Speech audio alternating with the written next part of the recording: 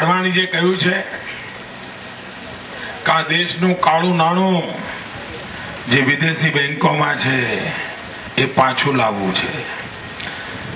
તમે પણ સાંભળ્યું છે ને ભાઈ કે આ દેશના ચોર બજારિયાઓ, ભ્રષ્ટાચારીઓ, કાળા બજારિયાઓ, બેઈમાન લોકો એ રૂપિયા ઉપાડીને વિદેશી બેંકોમાં જમા કરે છે, એવું તમે સાંભળ્યું છે? ખોખાડીને બોલો ભાઈઓ, આ વિદેશી બેંકમાંથી કાળું નાણું પાછું લાવવું જોઈએ. આ કાળું નાણું મૂક્યા છે એમના નામ જાહેર કરવા જોઈએ. આ લોકોના નામ જાહેર કરીને એમને જેલમાં પૂરવા જોઈએ. આ નાણું પાછું લાવીને ગરીબો માટે વાપરવું જોઈએ. તો તમે જે ઈચ્છો છો ને એ જ કરવાનો અડવાણીજીએ નિર્ધાર જાહેર કર્યો છે.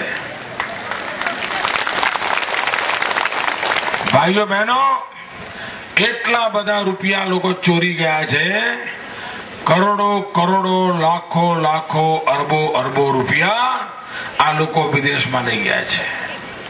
આ રૂપિયા પાછા લાવવા છે અને રૂપિયા આવે ને એક દિવસમાં આખા દેશનું દેવું જતું રહે, એક જ દાડામાં. એટલા બધા રૂપિયા છે કે દરેક ગામને પાકા ડામરના રસ્તા મળી જાય. એટલા બધા રૂપિયા છે કે છોકરાઓને ભણવાની તકલીફ નહીં, બીમારીની તકલીફ નહીં, બધી સુખ સુવિધા મળી જાય. એટલા બધા રૂપિયા છે. આ રૂપિયા પાછા લાવવાનું કામ અડવાણીજીએ જાહેર કર્યું છે અને આ રૂપિયા પાછા લાવવા છે. મેં તમને બધાને પૂછ્યું, તમે બધા હા પાડી. તમે કહ્યું રૂપિયા પાછા લાવો, તમે કહો હા. આ બધાને જેલમાં પૂરો, તમે કહ્યું હા. તમે કેમ હા પાડો છો ભાઈ?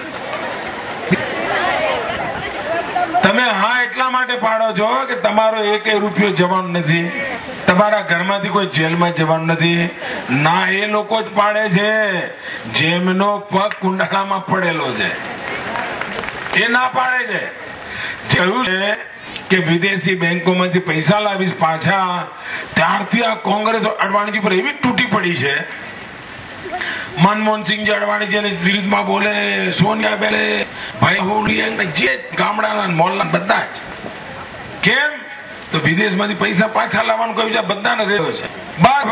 આ કોંગ્રેસ થવાડી છે. દવાની દુકાને તમે જાઓ ને તો ઊંઘની ગોળીઓ વેચાવા માંડી છે. ઊંઘ ઉડી ગઈ બધાની.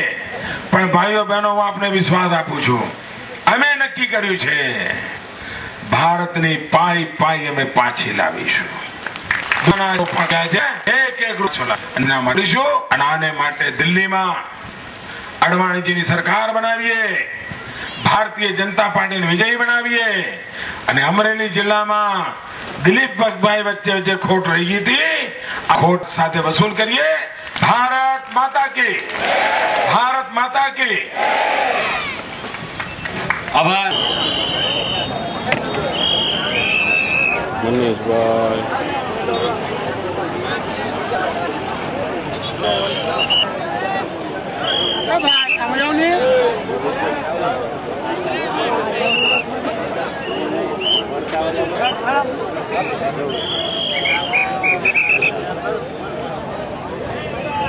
ઉઠી જો ભાઈ ધીરે ધીરે.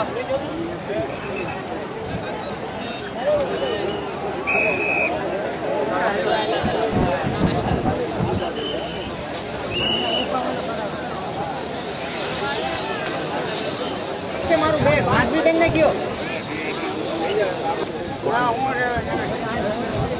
મારી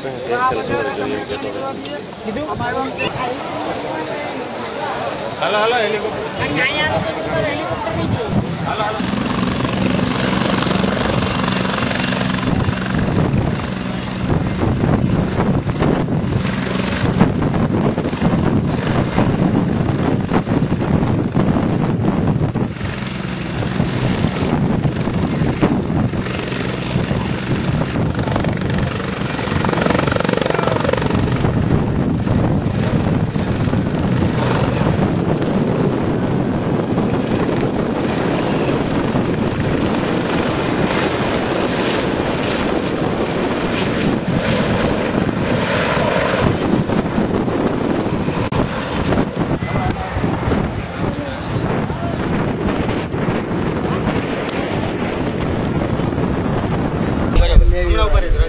રેડી ભાઈ?